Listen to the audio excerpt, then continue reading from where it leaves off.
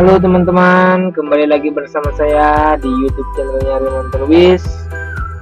Saya harap semua teman-teman dengan keadaan baik dan sehat. Nah, kali ini teman-teman saya akan menjelaskan tentang manajemen memori dalam sistem operasi. Yang pertama kita akan membahas tentang apa itu memori.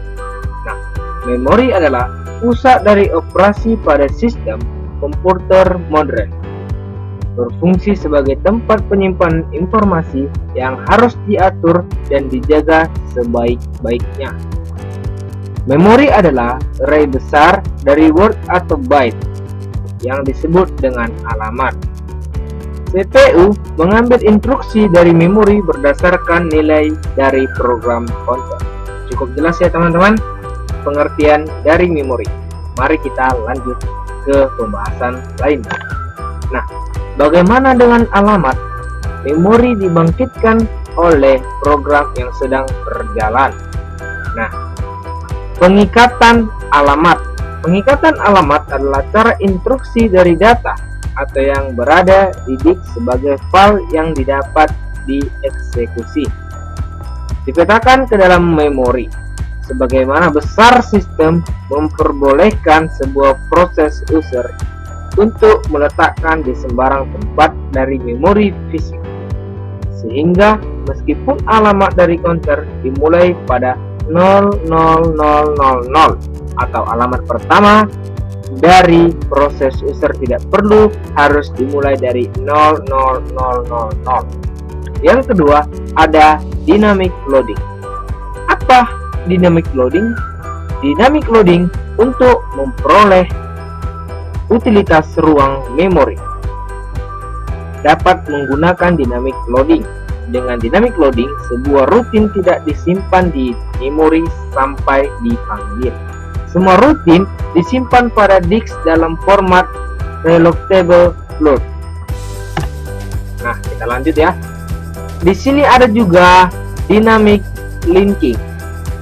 Konsep dynamic linking sama dengan dynamic loading. Pada saat loading, linking ditunda sampai waktu eksekusi.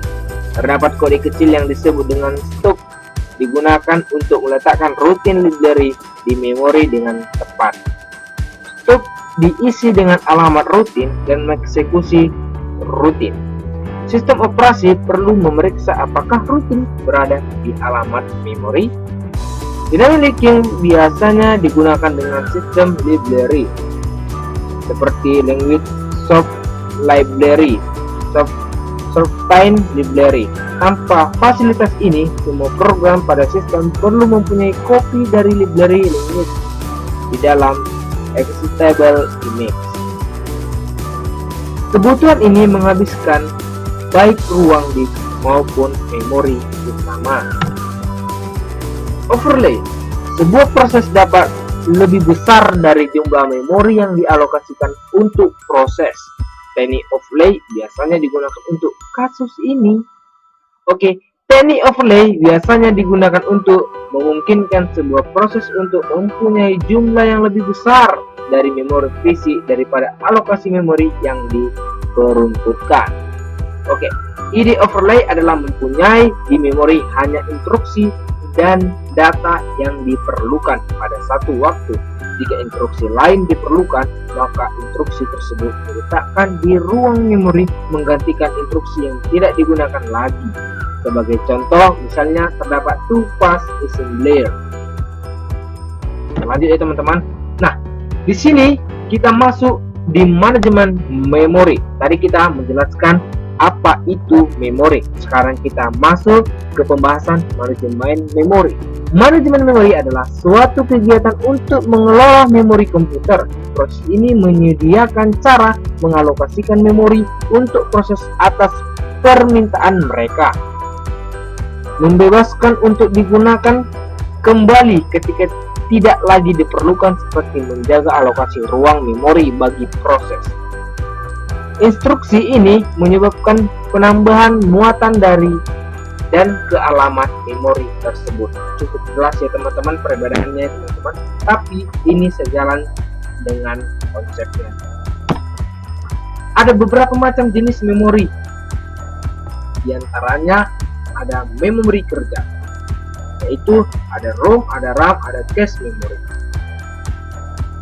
Ada memori dukung, floppy, hard disk, CD, dan lain-lain. Nah, di sini saya menampilkan contoh jenis memori yang ada register, ada primary memory atau secondary memory. Nah, primary memory ini contohnya misalnya RAM ya. Secondary memory misalnya ini sering disebut dengan contohnya hard disk, SSD gitu ya teman-teman ya, dan lain-lain sebagainya ya. Oke, kita masuk dengan memory manager. Bagian dari sistem operasi yang mengatur hierarki memori disebut dengan memory manager.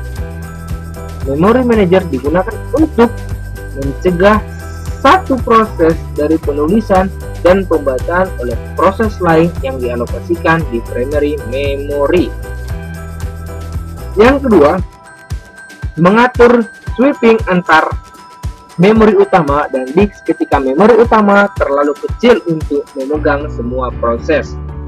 Yang ketiga ada mengalokasikan dan mendelokasikan memori. Di sini juga saya menampilkan memori alokator, yaitu setiap proses mempunyai memori alokator. Memori alokator mengalokasikan ruang kosong dari memori kepada suatu proses. Ketika suatu proses kekurangan memori alokator ini yang berperan untuk meminta kepada sistem operasi untuk diberikan space memori kosong dari proses lainnya. Apa sih tujuan dari manajemen memori?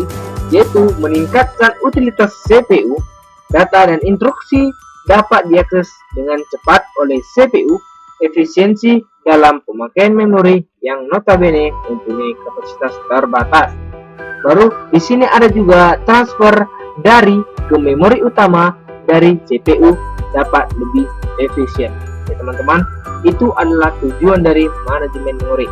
Di sini cukup jelas dan cukup membantu teman-teman untuk memahami tentang manajemen memori.